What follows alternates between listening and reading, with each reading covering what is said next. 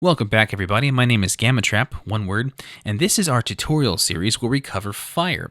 Now, we've got different sizes and styles ready, and each of these will be in their own video, just so you don't have to hunt around or wait through a very long video. You can just pick the video in the series that you're looking for, or you can watch them all for a slightly more comprehensive view and understanding of fire. Now, we've got small and medium and large. Each of them have a realistic and stylized version to them, as you could probably see here down below. Now, they've all been made, but if you don't see the links in the description down below, that means they haven't been published yet. Make sure to subscribe with the notifications on if you'd like to catch those. But for now, let's get started. Okay, so now we're moving on to the huge fire, like the huge realistic kind of fire. And I mean, realistic loosely. It's this massive flame that could be either a huge bonfire or a building on fire or a tree or something with a lot of mass that has somehow caught fire and it has just gone out of control, and it's this giant, just huge thing of fire. Now, we've added another color to our palette here, and this is going to be our smoke. I use a very brown, like a very, very dark brown color for the smoke, or like the base color of the smoke, and that's because smoke is black because it's soot, it's burnt carbon, like ash and charcoal. But when it's lit by fire, so like if the smoke is coming out of the flame, or the fire is below the smoke, and the smoke is above it, then the light from the fire is usually hitting the smoke. So if your fire is green or blue or something like that, or some crazy color for whatever reason, you're gonna want to think, okay, black added to green or blue or whatever the color is. All right, so that's your smoke. Now, with big fires like bonfires and forest fires or anything like that, when you're drawing it, smoke is kind of a huge deal. When you see giant plumes of smoke coming directly out of the fire, and even fire inside the plumes of smoke itself, that's usually a big indicator. Like, okay, that's a serious fire. That's a big fire. That really helps sell the scale of the fire. Now, this simple rule with like things with a lot of mass and a lot of stuff to draw is the more stuff you have, the more detail it is. So this isn't going to be like a hyper realistic giant fire, because that would take us a long time. That would be a long video, and I'm trying to keep these videos roughly the same kind of time scale. I'm going to give you the tools, and I'm going to draw a really cool fire, and it won't look like hyper realistic like our match, like our little match flame. Like, that one's easy to make pretty realistic because there's not much detail on that. But the bigger the fire is, especially the realistic fires, there's just more stuff you got to draw. I made, as you saw, our second video of realistic fire. See, this is the torch here, which was our second realistic fire. It was pretty big when we drew it, but this is the scale now. That's how small it is compared to the fire we're going to draw. Now, with big fire, we're not going to have it hovering over the platform like we've done it. We're just going to have it like on the actual platform. I'm going to move this over to the side just a little bit more. And we're going to have it coming up on this platform here. So we're going to grab our orange like we have been this entire time, and we're going to draw the place where we want the fire to be. Okay, so let's first start with the big shape, right? We're going to have this fire moving because, typically speaking, big fire is like the bigger the fire is, the more it is manipulated by wind. So we're going to have this fire kind of be angled a bit by some kind of wind forces, right? And we're just going to add these little shapes. We're going to have this fire here, and let's drop our brush down a bit, and we're going to add little tiny fires on the side. This also helps kind of sell the scale. It's kind of hard to say, right? Like if it's a tree on fire, then there's probably grass that's also on fire by this tree. We're just going to add little indications for us to fill in a little bit later. We're going to grab our eraser. Oh, by the way, the brush is the same as it's always been in all these videos. The hard round pressure opacity, make sure that it's not size pressure. Make sure that's turned off, so where it's just opacity pressure, right? Same with the eraser. The eraser is the exact same as the brush. And we're just going to cut a little bit in here. With the realistic fire, it's usually more fuzzy, a little less sharp. Like that's a super sharp edge. Like, that's not a realistic fire, right? And we're just going to erase bigger chunks up here, just a little bit, just to get started, right? We're trying to get the information down first, then we can start making it actually look like a real fire. We're going to grab our smoke color, give our brush nice and big. Now smoke, think of like smoke signals, if you ever heard about those. It's how people used to communicate long distances. They'd get a campfire and they'd put a blanket or a piece of wood or something over the smoke, and then over the fire, and then they would lift it up at different intervals, and giant plumes of smoke would go into the air, right? You got to think of big plumes of smoke to be kind of like that. So you're going to add a couple of different plumes. All right, so there's our 2 plumes. We'll start with that. All right, now we've got our plumes. We've got our basic fire column. Now we're going to add some red. Now with candles and stuff, usually there's just a little bit of red and mostly orange and yellow and stuff. But with bigger fires, actually let's make a deeper red.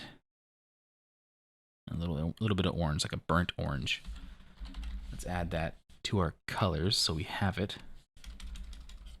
There we go. So with bigger fires, usually there's a lot more red involved. All right, now we're going to just kind of mix these together. You're going to grab that smoke color, and you're going to put little blotches of it inside the red that we just put there. And you grab the red and the burnt orange, and you're going to kind of push it back up a bit. And there's going to be little spots. Put a couple little chunks of the fire inside the smoke. So just grab that color and put little patches and cover it back up a bit with the smoke a little bit. Leave it showing a bit, and very gently, because this is the bottom, right, of the smoke, we're going to add just a little bit of the brown, or not the brown, the orange or the red, or whichever one you pick, on the bottom of the cloud. We'll pick the cloud color, kind of cover it back up just a little bit. There's a lot of back and forth we're doing right now. And that right there is because if the cloud of smoke is thick enough, the light from the fire will go up and it illuminates everything. Like that's fire for you, right? So it'll also illuminate the bottom of the cloud of smoke. So if you imagine smoke is a sphere, right? Here's the fire. The fire is illuminating the bottom part of the smoke, right? Hopefully that made a good bit of sense. We're going to keep going though. Now the top of the smoke is usually the most opaque, the thickest part of the smoke. Not always. The smoke is usually thicker, closer to the source, like for the fire, right? And it doesn't have to completely like just dig into the flame, but we're still gonna have a nice transition from fire to smoke with patches of smoke inside the fire, like right here, and patches of the fire inside the smoke, because the smoke is being made inside this huge fire. And because the fire is so big, it actually has smoke coming out from like the inside of the fire, almost like the fire from a bird's eye view is a cylinder, and smoke is coming from the inside and patches along the outside up in a particular direction, right? Let's keep going a bit. Add little patches of not only fire inside the smoke, but also the light from the fire under the smoke. We're going to keep this kind of stuff in mind the entire time. Grab the smoke color, fill that in a little bit.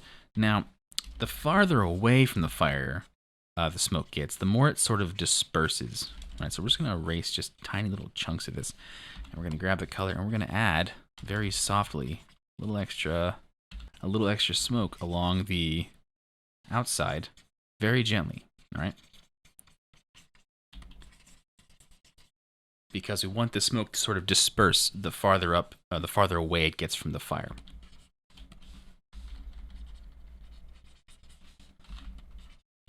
We're gonna add little patches. And we're gonna make sure that the smoke that's inside the fire, we're gonna put a little more orange in it. We're gonna cover it up just a bit because we want it to be still be bright, right? We want the main fire to be in this column here, and we want some smoke kind of peeking through, but not all of it. All right, let's cut a little bit of random kind of little shapes along the side. So you decrease your eraser size, and you kind of gently, don't make it like even, like that, right? That's not going to help you very much because fire is completely chaotic.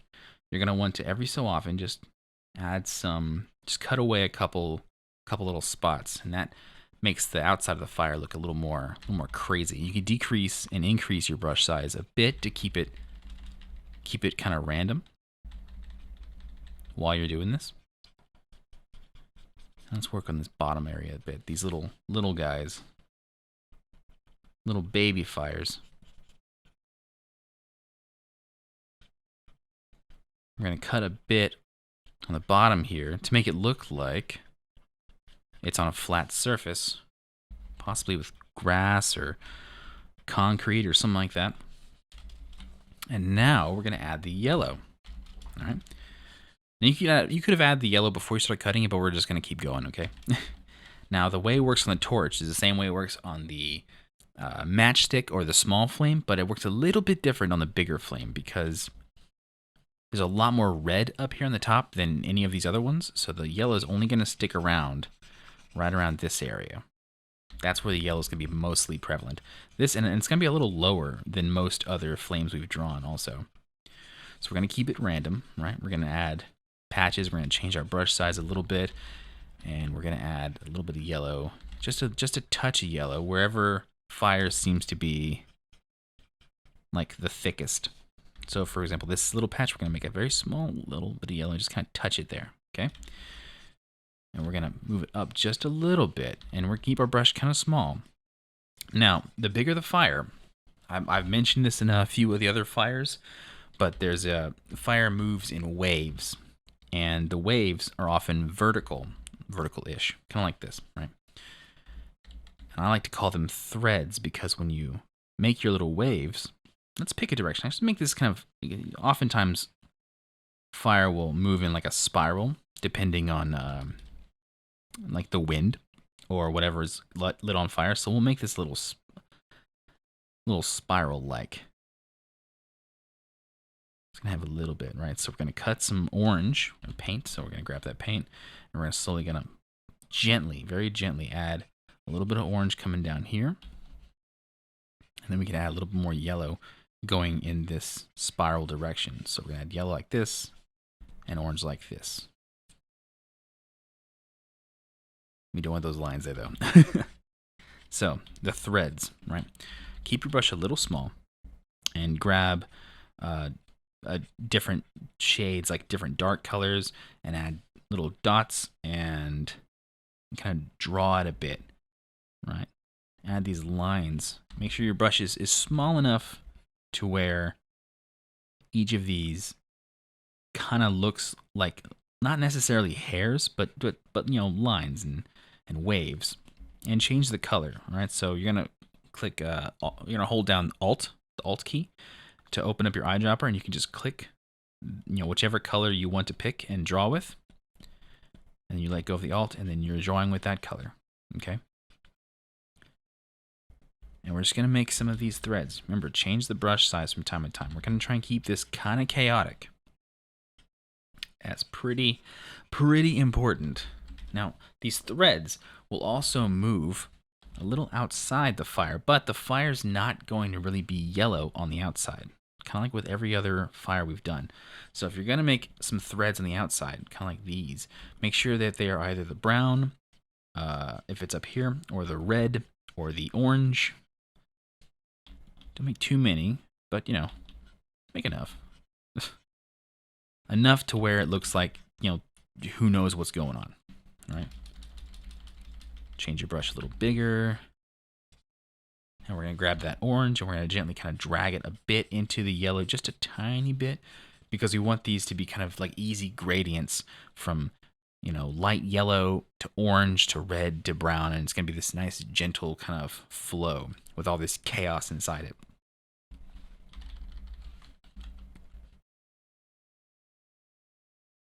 Change your brush shape from time to time to make sure everything's down, you know, stays a little crazy. And we're gonna grab an orange and we're gonna start cutting a bit at the bottom. Now, just a little bit. We don't want to, like, you know, give this thing make it look like it's holding on by tree roots or something, but we kind of are. Just a little bit. Making it gentle. Grab the yellow, push the yellow back a bit. Add a little extra yellow details. This is kind of like completely on you at this point, right? Anything you want to do to the fire is pretty.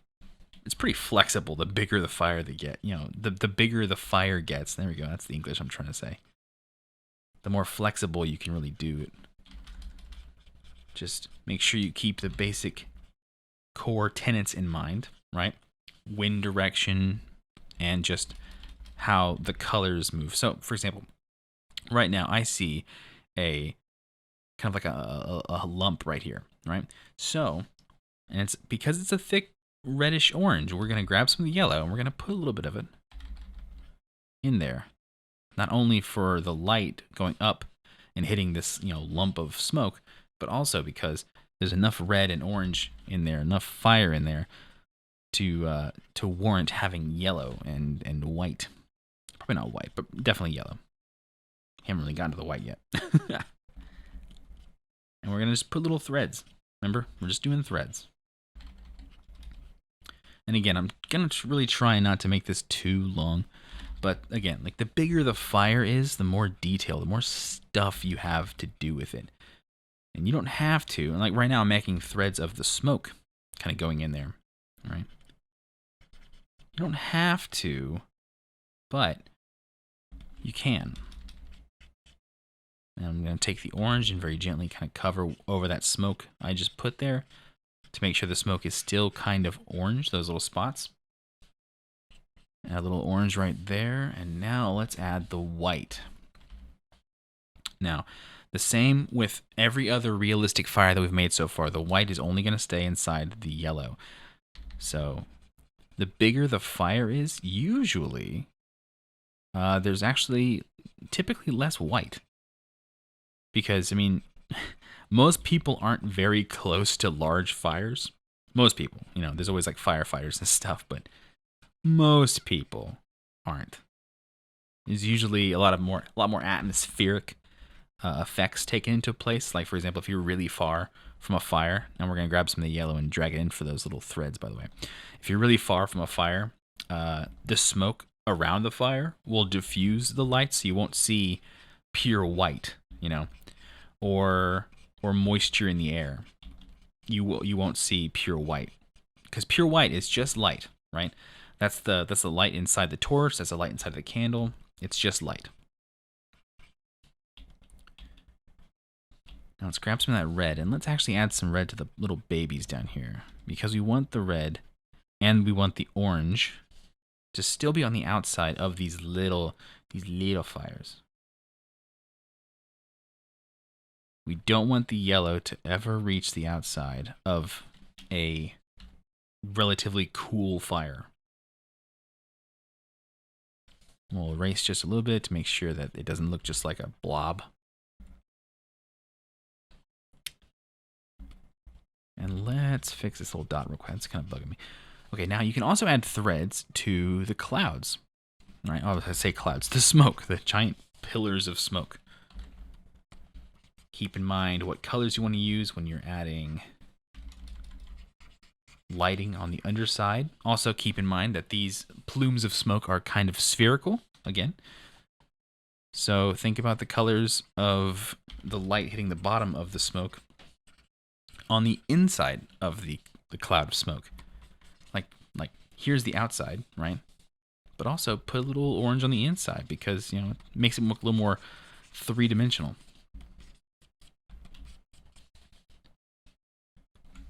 All right, now let's just take a soft brush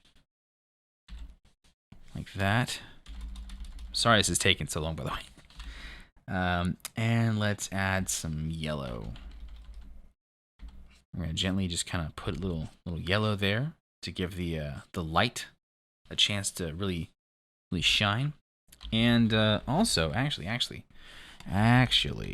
also with big fires and giant plumes of smoke, if you get your brush really small, you can also add embers. Now, embers are a very interesting topic, right? You don't want to add too many. That's one. That's number one. Don't add too many. Second, they can be very bright. So they can be white or yellow where the yellow is not supposed to be, you know? And if you got too many or if they're too bright, just grab the color of the smoke or whatever color is nearby, like the red, and just kind of draw over them so that you still see them, but they're not in the way. Not too crazy. And again, you don't have to have the embers and stuff inside the fire. Embers kind of have rules all to their own. We'll just have little dots here and there just to get some variety, and we'll erase just a little bit of that. Nice. There we go. Not bad. Okay, so actually, while we're here, now let's just grab a little bit of the yellow. I'm going to turn this sideways for the bonus points. And very, very calm. Actually, let's get the orange because there's more orange. We're just going to add a little bit of the light source to the pillar here. And because it's touching, we can make sure you blend a little bit of the yellow in there too. Because otherwise it doesn't look as chaotic. And there we go. Let's get rid of the scale. We don't need that anymore. Nice. Okay, so that is our realistic large fire. Again, right, this is the scale of the torch, which means there's a little person. There's a little person, like right here, holding that torch, right? That's a really big torch, actually, for that person, so the person would be a little bit bigger. But I'm saying this fire is huge. It's a giant fire. It's a giant bonfire, or hopefully not a forest fire, but, you know, whatever you're trying to paint, that's what you got going. If you would like to see the rest of the fire videos in this tutorial series, the next one is going to be a stylized huge fire. But the ones we've done before were small fires, both realistic and stylized, and then medium fires, both realistic and stylized. And the one you saw, this the scale one, that is our medium-sized realistic fire. That's a torch. Now in the description down below should be links to the other videos in this little series about the fire thing. If they're not there, that means they have not been published yet, but I'm recording all of these at the exact same time. So if they're not there, that means I haven't finished the editing process on them yet. But I plan on editing them all maybe like today or tomorrow, and then scheduling them out a little bit throughout the week or so. If you click on one of the videos on the screen right now, that should take you to a tutorial that I've already made. Thank you so much for my amazing patrons. I appreciate the ever-loving out of you for supporting the ever-loving out of me. Be sure to subscribe, turn the notification bell on if you'd like to see more tutorials, tips, tricks, and time lapses. Leave a like if you liked the video, and I'll see you in the next one. Thank you so much.